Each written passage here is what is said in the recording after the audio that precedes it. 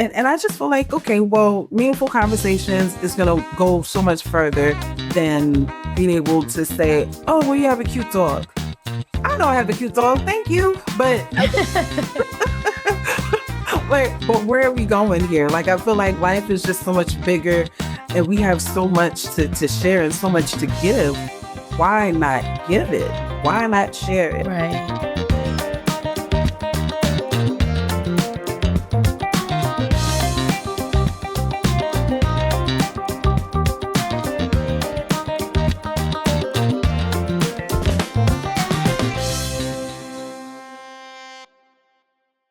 Welcome to Project Candor. Today, we welcome Kameelah Howard. Kameelah has lived a life rooted in service and connection. She earned her BA in psychology and began her career as a child protective specialist in Brooklyn, supporting vulnerable families. From there, she spent over 7 years traveling the world as an international flight attendant before finding her calling as a licensed massage therapist, a role she held for more than a decade, including work supporting clients facing serious illnesses. Currently, Kameelah is pursuing her master's in social work, continuing her commitment to helping others navigate life's challenges with care and compassion. She describes herself as someone who values meaningful relationships and authentic connection, and she believes deeply that we're not meant to do life alone. Kameelah, welcome. I'm so happy to see you again. Oh, likewise. It's been a long time coming with scheduling and all the things or whatever, but I'm very excited to be here. Thank you for having me. Oh, I'm so glad you're here. So what we're going to do is we're going to start with some questions, and then we'll go into our fun game, and then we'll talk about how people can get in touch with you. So are you ready to start with the questions? Absolutely. Great. Okay, so I'm going to get started with a biggie. When you look back at your career path, child protective services, flight attendant, massage therapy, and now social work, what thread connects all of those for you? At every single capacity that I think of my lifelong career as working, because I've literally been working since I'm about 14 years old. It's always been a meaning of service and enhancing other people's lives. And how can I be of service in order to do that? So there's been different ways in order to facilitate these services, like with child protective services, understanding the law, knowing how to be able to be an effective change agent in people's lives, tutoring, ensuring that all the children in New York were safe. So even if the allegations were valid or invalid, it was our duty to ensure that these people were protected and that the parents were doing right by their children with their means of discipline. Because I think there's like proper discipline. So if there's parenting groups that need to be facilitated, if they need to be removed from the situation temporarily and in placement, all those things had to be done with care and effectiveness. But what I think is one of the most gratifying points is how they were able to impact me in order for me to be a better person, mentally, spiritually, emotionally, and knowing how to be able to communicate effectively. I took on that job when I was about 21 years old. So that was like my first real big girl job. And it taught me so much. And what I would also say was like mainly how to be able to communicate effectively and speak with respect and be able to pace. Because whenever you're talking about when you talk about people's parents and their children, people are very, very, I don't want to say defensive, but it's a very serious subject matter. So knowing how to be able to navigate that and de-escalate high tension was one of the main things that I've taken away from that. And moving on to being a flight attendant, again, knowing how to de-escalate, knowing how to read people, knowing how to be of service, but also standing firm on what the FAA requirements were. A lot of people get into the air and they feel as if they're lawless. Like, but no, you have to sit down. Like, you still need to follow the rules and regulations. But knowing how to be able to say it professionally has been a meaningful benefit that I have received with being a flight attendant, and also learning about people culturally, because like the majority of my time that I was with Continental Airlines, it was on an international level. So uh, I can only name you the places that I haven't been compared to the places that I have been. So I'm very, very uh, grateful for that experience. And when it comes to massage therapy, I'm a natural healer. And so whenever you're dealing with people with chronic illnesses, and knowing that that the mind and body is so interconnected, like I could be working on somewhere in your shoulders and your scapular area, and you're gonna feel a release like in your brain, and you can feel like a tingling sensation in your fingers, and knowing how to be able to do that, I'm not gonna lie, it's kind of a boost to the ego, but it's also something that that I value very deeply. Having the honor to be able to work on my parents. I've worked on my dad when he was alive, and that was one thing that led me to moving into being a massage therapist. Whenever he was dying of cancer, I was the only one that he had allowed to massage his feet and his legs, get him turned over, and that spoke to me spiritually. And that's whenever I knew, like, okay, well, now I need to do another career change. Wow. Well, I want to poke at that a little bit because all of these things are just amazing. But I see them as just a personal relationship with people that you have. And this is what I love because I love this podcast being because we get personal with people. But Child Protective Services, I'm starting there because I adopted children and I know you were 21, you said. And I know a lot of times when I would take my kids to therapy or just even to talk to the social workers, they would be really young ones. So you didn't have any children at that point, right? No, I did not. And that was also a barrier that I felt that was challenging, because one of the first questions I would get from parents was, "Well, do you have children?" And Yes. I would I can agree that that would be a question because I ask it many times. It's like, how can you tell me what I'm supposed to do? Because I'm saying these children are waking up with tremendous nightmares. mm, Oh, just do this. I'm like, we already tried that. We already tried that. We already tried that. And they would tell me. And so I go, do you have children? okay. So And I'm sorry. Go ahead with that, no, with your I thought. empathize with that, and I understand where it's coming from, because most people would have the ideology of, well, you can't really tell me how to navigate this particular situation without having your own interaction and your own personal experience. However, I will say I am the ultimate auntie. I have been an auntie for a very long time. I'm very instrumental in not only my nieces and nephews' lives, but also in the lives of other people and their children. Um, and then also it's about the education. Not everyone is going to be privy to certain parenting skills or certain things that may or may not benefit. But what I think was most important is having that transparency and honesty and saying, okay, well, no, I do not have children. I understand and I respect your position on that. However, can I offer one, two, three, or ABC in order to alleviate whatever's going on within the household? I may not have all the answers, and that's where you call in your supervisors, you call in your managers, you call in other experts in order to better educate myself in order to be a vehicle of change for whatever is going on within For that the household. parents. Yeah. Yeah, because it makes me. I mean, I feel bad when children get taken away from their actual biological parents. But I was so amazed at the kids that we had in foster and then adopted that didn't get fed, didn't get clean clothes, that didn't have a bed to sleep on. So that has to be a very deep and committed job for you because not everybody can handle that. So I give you hats off and kudos for that. Thank you.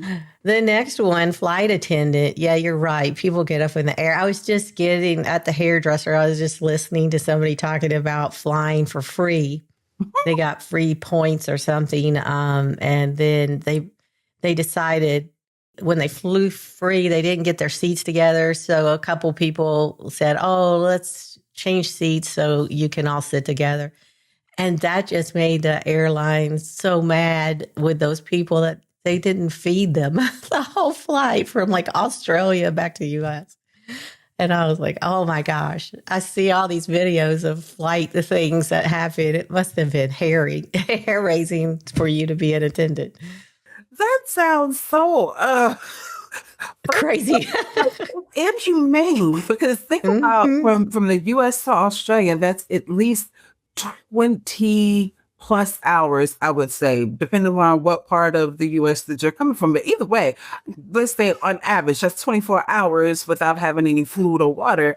I would have definitely reported that particular crew to because that just doesn't make any sense. I mean, and people do have you know, the right to be able to do seat changes. I don't see what the problem is with that. God, well, You don't know, but I mean, it is just crazy because you had to have so much patience to just do that because mhm. it is a mayhem up in the air sometimes when you're trying to fly, especially international. Uh, well, I'll say my very first flight when I was a flight attendant, I was going from New York to Orlando, Florida, and people were rushing to get on the plane. So you rush, rush, rush, and they start fighting over overhead bin space. And so it's just like, you can't put your bag next to my bag, blah. And then these two people, grown people, just started cursing each other out and fussing and fighting. And the first thing I said to them was just like, well, either way, you're gonna have to work this out. No one owns the particular space over the overhead bin. However, if you're not able to sit down and put your seatbelts on, then we're gonna have to remove the both of you from the plane. And then like you're cursing and fighting in front of the children, you're cursing and fighting in front of grandma and grandpa. Like, I don't know what else is going on, but either you're gonna have to work it out, sit down, keep your mouth quiet, and put your seatbelt on, or you could just go ahead and take those bags from the overhead bin and be escorted off. Yeah. You know how fast There's a million stories you could go into. I just know it. We could have a whole podcast on like oh my God. flight, yeah, things that happen in an airplane. It was just like, but you know how fast they sat down and got themselves together because it's really not that serious. I mean, their bags in the overhead bin. Yeah, exactly. Well, then you went into massage therapy, which is very cool because that is another personal connection with people. So you really have really moved yourself through like a definite impact on other people's lives. So I just think that's wonderful. So I have another question. You spent much of your life in roles that care for others. Where do you think you got that instinct from? I would say, being the youngest in my family, it has always been an honor to be able to look up to my big sisters. They've paved the way in so many different ways. And there's at least like a 10 plus year gap between us. One of my sisters, she was working at Roy Rogers. I'm dating myself. So Roy Rogers was It's a like an Arby's like thing, right? it's a fast food chicken joint in New York. Oh, And okay. and she was really exhausted. She was in high school and she was just like, oh well, Dee, just I'm gonna lay on the floor and I just want you to walk up and down my back. I said, I was like, okay. Well, at the time, I'm a little girl, so I'm the perfect size to walk up and down and stick. And of course, at that time, I wasn't sure what I was doing, but I knew what I was doing was helping my big sister in a way that she trusted me in order to do that. And I think that was one of the seeds that's been planted in my core. One of my core memories is of knowing how to be able to navigate life, knowing how to positively impact people's lives. And what does it take in order for me to be a better vessel in order to do those things? So I was probably like 4 years old when that. Oh, nice. Yeah. Nice. So, and the Roy Rogers thing came in because she was standing a lot, I'm guessing. So she hurt a lot. So, yeah, I can see how that could impact you and think that, boy, this is a good thing to do for people. Yeah, absolutely. So, working with people in vulnerable moments, just like that one, changes you. So, how has it shaped how you see people? I would say being able to be accepting of however people come in. Some people come in extremely anxious, angry, uh, depressed, Mhm. there's a lot of different emotions, especially in today's climate.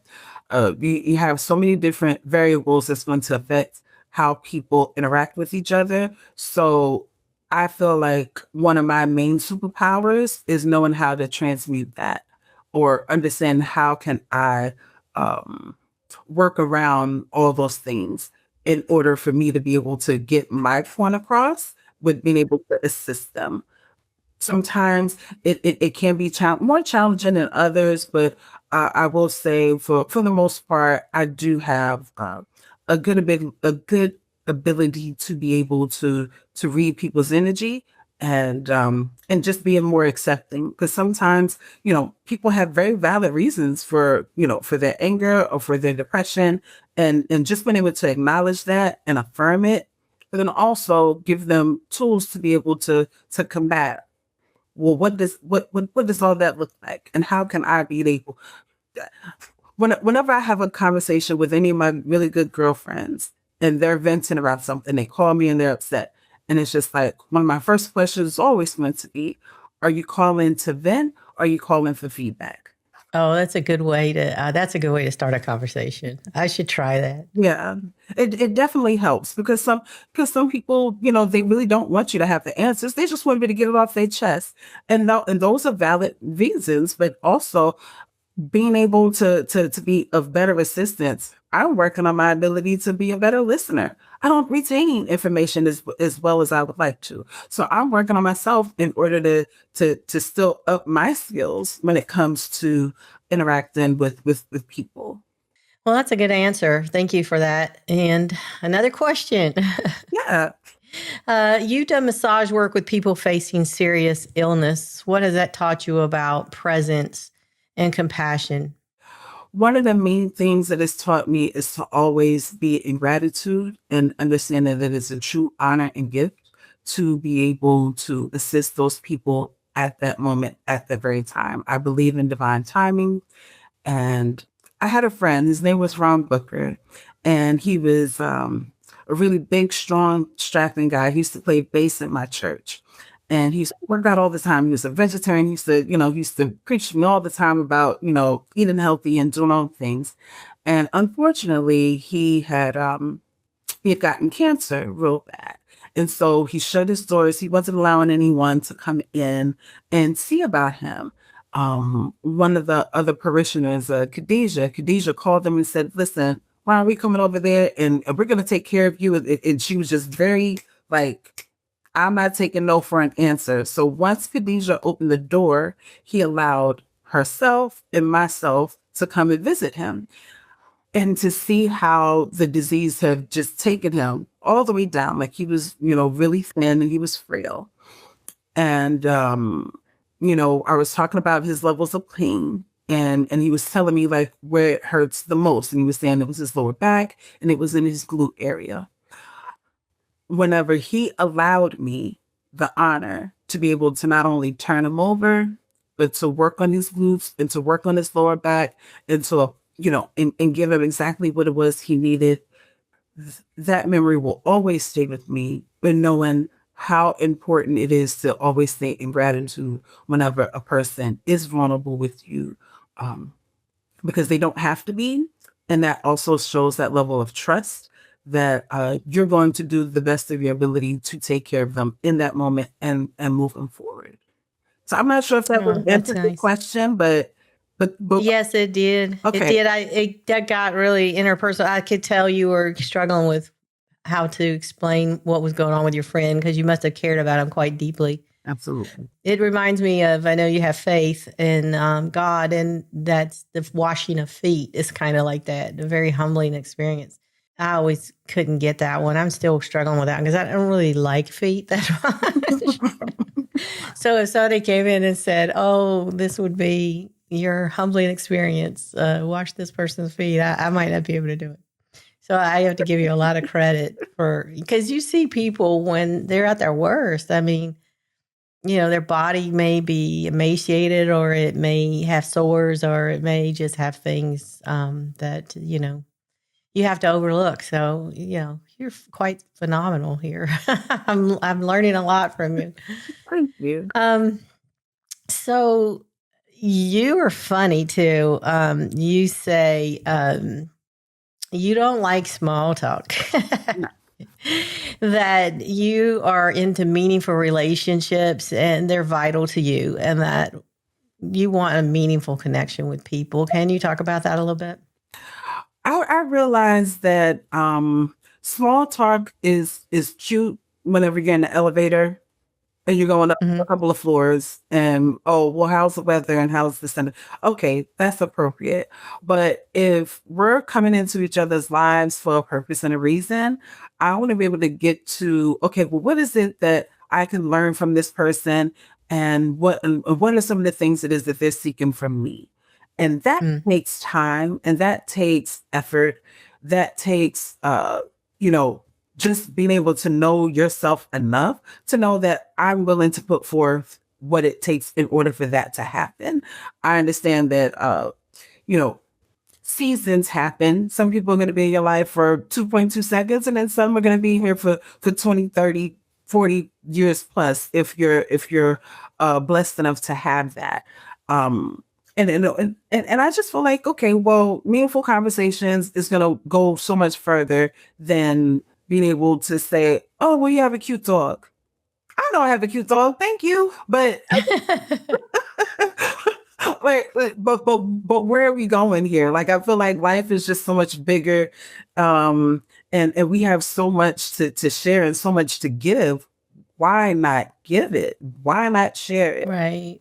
Right. I so get that. I mean, that's why I love doing this podcast, because it's, what people don't know about you and me is that you have a sister that I know. And then I think is a fantastic person. And then you and I have talked before, and we've texted, and, but we just met. So virtually, I've learned so much about you, and now I know that I could call you a friend. But if I didn't know these things about you, it would have just been passing the night. Okay, you're her sister. Yeah, nice to meet you, whatever. But no, I mean, I want a relationship with you now. And I think that you are hitting on something that people miss, because on this show, people have done things that are amazing. And they're not going to walk a red carpet because you are gifted in massaging cancer patients, but you should. And I think the flight attendant thing, I mean, you might get some awards for that. But the social worker, the, child protective services, what a phenomenal thing that you have been doing. And you deserve, to walk on the red carpet for that. And I'm so thankful that I've gotten to meet you through Beverly. But yeah, so I'm sorry, I didn't mean to interrupt you. What were you going to say? Oh, no, I was just saying likewise. Thank you. I mean, no, I am truly honored. Whenever Beverly had presented this whole opportunity to me, I was just like, okay, well, what is this about, and all kind of stuff. But then I really started ruminating on, how this could help change people's lives. I would hope for the better and for the positive, but I also am ruminating on what my legacy is going to be when I'm no longer here. And one of the things it is that I'm doing today to help, facilitate where I personally, spiritually would like to go. Because there's so many other, I still feel as if I'm a baby, even though I'm going to turn around, I'm going to bat my eyes, and I'm going to be 50. I still feel like you're the baby of the bunch, though. You are. Yeah. So, I still feel like I'm a toddler in so many things it is that I would like to accomplish before I transcend. So I would thank you. I thank you in advance for this opportunity, and hopefully, again, people will be edified by this interaction. I think so. And, I used to think that, like, when I was growing up, I had no idea what I wanted to do. Mm. I really just didn't. And I'm like a cat that lands on their feet, because I had a whole bunch of loss in my younger years and I really didn't know what to do. But I knew that a job would work. I needed one of those. And so I just grabbed what I thought I could do. And first it was being in the military. And then after that, project management. But I think people need to hear stories from people that have experienced things just like you, because they might be struggling with, what do I want to do with myself? And you presenting here that you have this intensive connection to people where you want to help them, and you can see it through your career so far. Yeah. And now you're going after your social work degree. So what made you want to do that after all of your other accomplishments? Well, so here goes another story. Okay. But I think you'll be able to figure out when you get to the question of the two truths and a lie. So, don't give anything away. oh, I can't give it a, well, Not yet. We'll get over there in a minute. So then I'll say that I was at an event, and it was a life-changing event, and I had a message that I received. And when I received that message during the event, voila, That's what sent you into the social work realm. That's a hard degree. A master's is hard to get. It's a big discipline. Oh God, yes. And I'm doing it online. So just being able to have the discipline of putting everything in my phone to ensure that I'm doing all of the assignments, and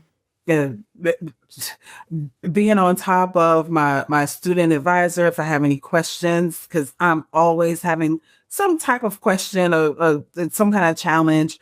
But it is rewarding because it is keeping me grounded. I'm quite busy. However, by the end of 2027 is whenever the program will be finished. And I'm just so looking forward to what life is going to hold for me and how I'm going to continue to be able to, be the best version of myself and what all that looks like. So, is there a focus in the masters that you're looking at, like a special area? Well, I wouldn't say that there's a focus at this point because now I'm going into my third quarter. So we're going to be doing field placement very soon, and I'm looking to get into medical social work. I have a couple of connections with some higher ups in Texas Health Hospital, and I'm looking forward to being able to utilize these connections so that I'll be able to be an intern there. I'm looking forward again to be of service and learning everything it is that I need to learn in order for me to just continuously progress. And what does all that look like? I'm just here. You haven't always been from Texas, right? Oh God, no. So yeah, you have no Texas accent. I'm waiting for you're not drawling out at all. No. A month after I was born in Arkansas, and my parents moved to Staten Island, New York. So they moved. There you go. in August of 1977. And so I spent the majority of my years in New York. And I moved to Dallas in August of 2020. So to make 6 years, I moved during the pandemic, which was wildly crazy. Everyone thought I was crazy, and I was just like, "Well, yeah, you should be used to that." Well, this has been fun. So now we're going to transition to Two Truths and a Lie. You ready to go? Absolutely. All right. So for those who are new to the podcast, my guest has provided me with 3 headlines, and they are unexpected stories from her life. So I'm going to read them out, and then I'm going to guess which one is the lie. So she's not going to let on which one is the lie, but then after she explains all these stories, then I'll see if I got it right. So here we go. I'm going to put them on display. This episode is sponsored by Rebel 180, the home of brave pivots and fresh starts. Rebel 180 is all about helping you rediscover what's possible when you stop settling and start listening to that little tug inside that says, life can be different. Whether you're navigating a career shift, dreaming about a new direction, or standing at the crossroads wondering if it's time for your own 180-degree turn, Rebel 180 is a reminder you don't need permission to change your story. Sponsor, we're stepping into the world of tech. Simple Socket Print, the lightweight, blazing fast label print solution designed for those who need reliability without the bloat. With version 1.5, you get instant printing in milliseconds, fully maintained print sequence, and automatic base 64 decoding, all without needing print driver installs. If you're running SQL Server 2016 or newer, Simple Socket Print 1.5 drops right in and gets to work. Keep your workflow simple. Keep your label printing fast with Simple Socket Print. Thank you to our sponsors. All right. So story number 1 is God spoke to Kameelah in the middle of a Beyonce concert. This one is going to be fun. And you kind of alluded to it earlier. Number 2, a Mickey Mouse super fan as a toddler. Kameelah grabbed his tail at Disney on Ice and asked, "Are you the real Mickey Mouse?" I can see you doing that. Most people say, "Are you the real Santa?" Number 3, Kameelah was born 7/7/77, and she is her mother's 7th child born at 7 a.m. Oh, man. That's at least it wasn't 6/6/66. Everybody gets all freaked out over 66. Okay. So, all right, I'm going to guess that number 2, that you didn't grab a skating Mickey Mouse's tail. I'm just going to say that. I think that's a lie, but I don't know. So I'm going to turn it over to you now to go over your story. So start with number 1. Well, yeah. So one of my sisters had gifted me the gift of Beyonce. She went to a couple of her concerts and she was telling me how awesome it was. And so like 2 days later, she emailed me a ticket to see her in Houston. So Ooh. I was like, say less. I book my hotel and I get my outfit and everything together. And there was a part of the show where her dress just started changing and morphing. You know how you have those neon signs that'll do like different elaborate things. So her dress was doing all of this all at one time. And she was singing opera. Like she was literally singing opera and her dress just changing and morphing. It was like Cinderella style. And my mouth is on the floor. And in that moment, God said, "You're going to go back to school." And I said, okay. And maybe like a month or so later, I started doing all my investigative work and landed the opportunity to attend Walden University. And that's my story. Whenever people say people have life-changing moments at a Beyonce concert, I believe them because it absolutely changed my life. If you would have asked me 2 years ago whether or not I'd be in grad school right now, I'd tell you, oh God, no. But here we are. I wonder what that was all about. I don't know. Her lights and her opera got you there, I guess. Absolutely. And I also feel it's her artistry, her dedication to being an artist and putting on such a phenomenal show. I think that she is one of the hardest working women that I've ever, witnessed with my own eyes. And so, definitely an inspiration on a multitude of levels, to do your due diligence, to work hard at being great with what it is you do in life. So, yeah. So maybe it could have been that you were standing there thinking how phenomenal that was, and then just thinking, what is my Beyonce colored outfit with the beautiful opera? And then you heard, gonna go back to school. I don't know. I'm just guessing. Well, you want to see something that's amazing? Yes. Okay. I know we're going off script, but hold on one second. So a couple of years ago, I wanted to do a paint and sip for my birthday. And this was years ago. But this was Beyonce. the divine synchronicities. I said, and That's wild. yeah. I was like, yeah. She looks very white, though. I can't. She's very much brown. Oh, even like Well, it's coming up yellow or yeah. yeah. It's a beautiful picture though. Oh, thank But that's you. cool. You did that, huh? Moments. Oh, Yeah, nice. I painted that. Nice. Well, thanks for sharing that. Okay, so we know that one's true. So I didn't guess that one anyway because for some reason I thought that must be true. It's so wild. All right, so go to the next one. Now, don't tell us about 2 or 3. Just go ahead and explain them. Mickey Mouse.